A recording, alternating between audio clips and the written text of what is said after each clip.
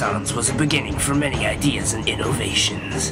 The aspects from the Renaissance influence our daily lives in ways you can't imagine. Be prepared to be blown off your old Renaissance-y rocking horse.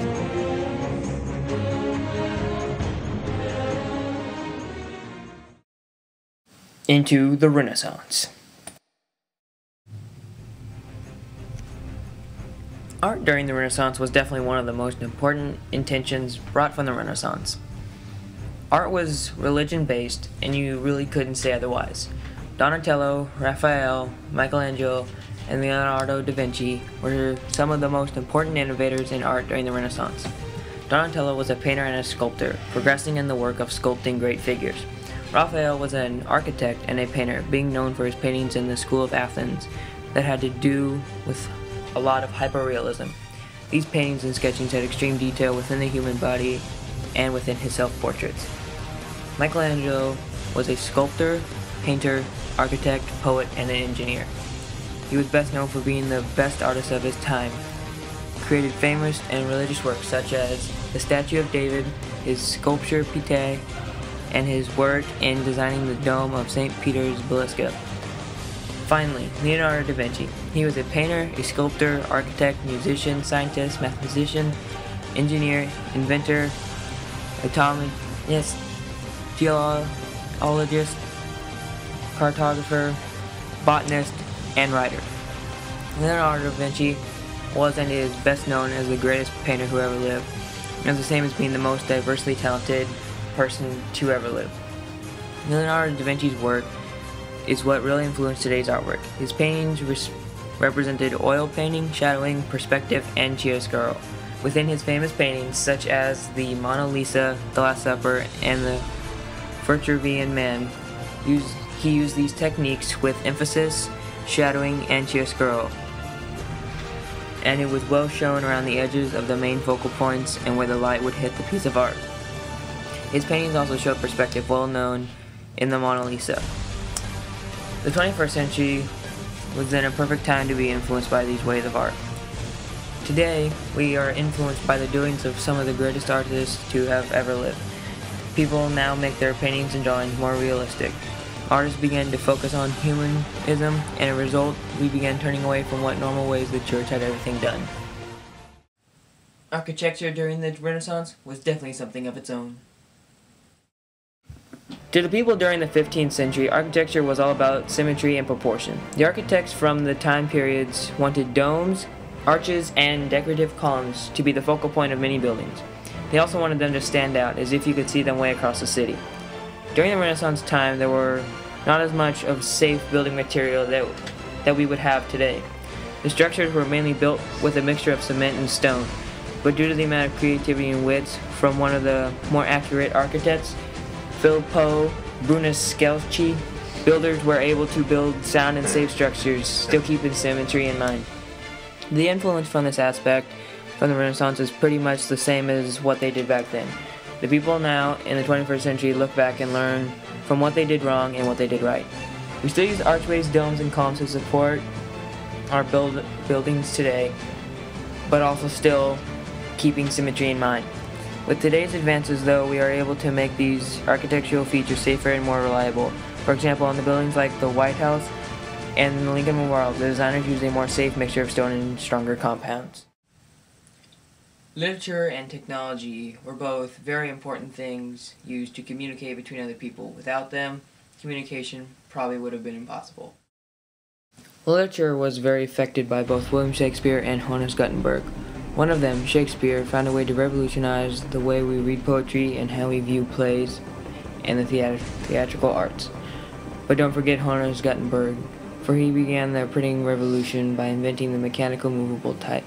Literature during the Renaissance was a quiet nature until later, using Johannes' invention in creating the printing press.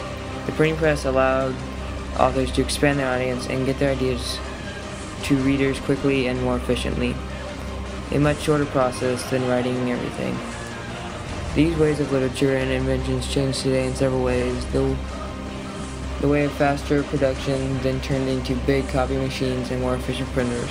Also, then innovating a new way to act toward the theatrical arts.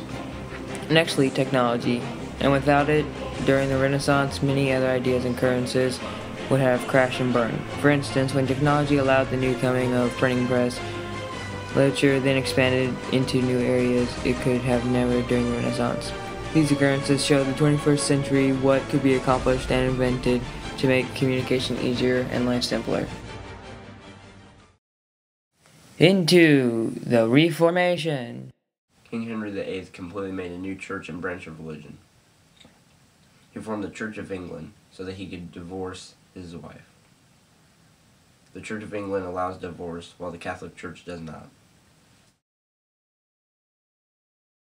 Ceremonies called handfastings were popular in most parts of medieval Europe, with the couples exchanging vows as simple as, "Would you marry me?" Some weddings weren't even in the church. They were sometimes in their parents' homes, a tavern, where vows and gifts were exchanged. The couple would later go to the church door and have the marriage blessed by the clergy, or the priest would stop by the newlyweds' house and bless the union there. The Renaissance brought more control, saying that only a ceremony with a church official present was valid. Nuptial masses made Sunday the traditional wedding day. The professional led the newlyweds into the church. Women sat on the left side of the church while the men sat on the right. The bride would be blessed under the pall, a silk cloth traditionally carried by 4 unmarried people. A bride's blessing was only available once in a woman's life. She had to be of childbearing age. Feasts would be held to celebrate a wedding, whether the bride and groom were peasants or came from nobility. Guests would eat with their fingers and dine on a variety of fare. Some of the food that was served in Renaissance marriage feasts included quail, goose, venison, roasted boar, fish, roasted peacock, mutton, cheeses, nuts, fresh fruits, oysters steamed in almond milk, stewed cabbage, tarts and custards, spicy mulled wine.